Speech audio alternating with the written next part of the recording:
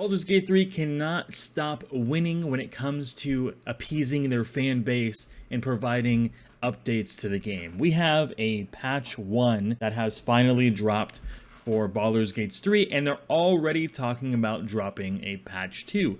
Patch 1 has gone over many different minor things throughout the game that are fixed. Over 1,000 bugs, balancing flow issues, and much more other things. It comes like cinematics and certain things in combat and stuff like that. It is extensive update for their first patch. And they're already talking about how in their second patch they're going to focus more on performance stuff, but that's something that they'll get to later as they get closer to patch 2 coming. But they did say that it wasn't too far away. So there's a lot in here, so much so that they actually could not fit all of the updates and all of the things that they did on Steam because the character limit for Steam reached its maximum, so they had to shorten it down and link it to their other page. They're on their actual website that goes over everything, and there is a lot here, and actions and gameplays and going over flow and scripting and all kinds of other things that are going through here, and they just go on and on and on and on. It is a massive thing, bigger than all of their hotfixes put together. Hotfixes are more like very serious issues that needed to be done, and this patches all the other more minor issues that have actually built up that also needed to be addressed, but were going to happen in one big giant patch, and here it is. So we have this post that they did on Steam and the post on their website. The post on Steam is spoiler free as long as you don't, open up the specifically blacked spoiler part of the text. You won't actually see the spoilers in there, which is fantastic. But yeah, they go over some few things of how they have over 200 million hours played of Baldur's Gate. They go over how the class choice number 1 is still Paladin, then followed by Sorcerer, and Cleric is still number 0. And they were surprised that Half Elf ended up being the number 1. But there is many different things throughout here, going over like the showstoppers and fixing issues and bugs that would cause stuff to be problems, or corpses disappearing, or getting random game over screens that don't make sense, or things causing the game to crash and stuff like that. They've also fixed little story quests. So sometimes when you would do something in a particular act, you would get a question mark above them, you'd talk to them, you'd ask them all the questions that you had gone through all the options that existed, and then they would still have a question mark over their head, or not question mark, exclamation mark, and you would go and talk to them and they would have nothing to say. So stuff like that has been fixed. They made romance in certain parts easier. They have gone and fixed Karlach with certain things that were bugs. They would make certain quests not break if they got feared by you, if you were a bear or a spider or something, it was something they were afraid of, and things like that. A lot of stuff going through all the different characters. And now this is one thing that I haven't actually seen a lot of people talk about, and I actually think it's not a bug, it's not flow thing, it's not anything, it's actually additional content that they added to the game. It's not just the bugs and patches and stuff like that, it's actually new content. So during Gale's spell teaching scene, he wants to show you a magic trick. You now have an option to picture a future with Gale that falls somewhere between kissing him and kicking him in the head. So now you don't have to fall into that, well, we're totally boning and in a relationship, or I hate you. So now there's going to be an in-between scene for people who don't like the two options that are there, that are kind of just I just want to be friends and we're cool, right? And I think that's a little cool thing to add, even though I do think that some of the complaints about Gale and the things that happen in the game with other characters were a little much. I do think it's really good that Larian still listened to those people and added in something to alleviate that problem that they may have. I do think that is something that I, as a developer, probably would have ignored because I thought they would have been ridiculous statements in the first place. But there's a lot of different balances, increasing golds in certain area, increasing player HP in explorer mode, so the easier option, you have even more HP now to make it even easier for you, because they felt that maybe it was still too difficult at certain points. One thing I did see taken away that I've seen videos about this is that you can no longer have multiple mage hands active at the same time, which is funny because I just watched a video earlier this week where a guy tried to take out all of the mobs on the Nautiloid ship. So he was trying to kill the commander and the 2 Cambions just to see what happened. And it's an extremely difficult fight, and a fight that you would more likely not be able to do, especially on tactician difficulty. But how he did it is he would summon his mage hand, use the little machine that rests and resets you, and then summon another mage hand. So he'd have 20 mage hands all doing like 1 damage even on criticals to try to make that fight go well. And that's something that you will no longer be able to do. You will only ever be able to have 1 mage hand. Now, I was kind of hoping that they were going to remove the short rest thing off of mage hand.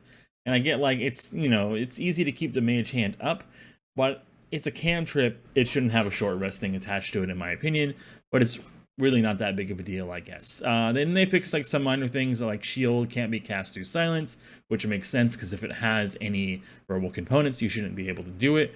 Did a little fixes with like sorcery points at 5th level, some college bard stuff, some or college of lore bard stuff, all kinds of making sure the proper DC, spell DC, is applied during multi-classing, which I did see that there were some issues with this, because it's like if you have 2 classes that use 2 different spellcasting modifiers, it ends up using one or the other instead of using the proper one. So, right, if you have a charisma bard and then a wisdom cleric, you need to be using your wisdom spells, I believe, when you cast your cleric spells as your modifier, and as a bard, when you use your bard spells, you need to use charisma. Unless, I guess, maybe they can be interchanged if they save between, like, both classes are able to learn that. That might be something you're able to interchange a little bit, but honestly, I haven't done a lot of multi-classing, so I don't 100% know that. They also added spells to Bard's magical secrets features, such as Banishing Smite, Animate Dead, Crusader's Mantle, Hunger of Hardar, Revivify, Sleet Storm. So a bunch of different spells got added to their magical secrets feature, which is great. They also made the Club of Hill Giant a lot stronger to strength of 19 and not a puny 15, which is fantastic because 15 strength really is not that much. So to go up to 19 is fantastic. I mean, especially when you get items in the first act, like the Headband of Intellect that you can get off the orgs that raise your int to 17. It's like raising it to 15. I mean, I guess that would be useful in certain situations where you have a low strength character, but any character that's probably using a club probably doesn't have low strength. And all kinds of things where, like, they fix some stuff about NPCs constantly recasting Hunter's Marks and stuff like that. A bunch of usability stuff when it comes to, like, how stuff works and players listening to dialogue and gold being displayed and, like, making sure that you actually see rolls so you know what the roll is because the scene moved too quickly so you didn't see the roll. A bunch of visual stuff. A bunch of stuff fixed with cinematic scenes, which is great. Looted trade options, and then a bunch of miscellaneous things. And there's a lot here just on this, but like I said before, holy crap, there is so much more on their website. Though the downside of me using their website is the fact that if you do use their website, they don't have the ability to mark stuff as spoilers. So if you're going to be going to their website and looking at every single thing that they fixed or anything that they might have added or any other small things with combats and classes and nerfs and buffs and stuff like that, be warned that if you're using their actual website to read this stuff, you're gonna come across some spoilers, and you won't really do that on Steam since pretty much everything that is a spoiler is a big story reveal has been marked out with these little spoiler things right here. This is a fairly early Act 1, so this is why I'm showing it, where they improved it. Volo's aim during your ice pick lobotomy. People did complain about how when he was hitting you with the ice pick, it actually looked like it was going into your brain, and not like to the side, just popping out the eye. So I think they switched the angle in which his hand is oriented, so it maybe looks like it's less like it's going into your actual brain. I believe in the beta, when they're the early access, when they're still doing this, when you did this option, it did actually lower your int, because it did hit your brain. And I think maybe that's why they're changing the angle again, because, like, yeah, it's not actually hitting your brain. He's just trying to pop your eye out to get the tadpole, which clearly didn't work, but you do get a fancy magical invisi-seeing eye, which has helped me a lot of my playthroughs on all the visible creatures that pop up. So if you haven't done this yet, you should. Or if you have the option and you haven't talked to him, you absolutely should put it on one of your characters, because it is a strong thing to have, to just sometimes see through people's invisibility and just be like, you're seen, you're right there, I see ya. It's happened or helped me many different times throughout the game.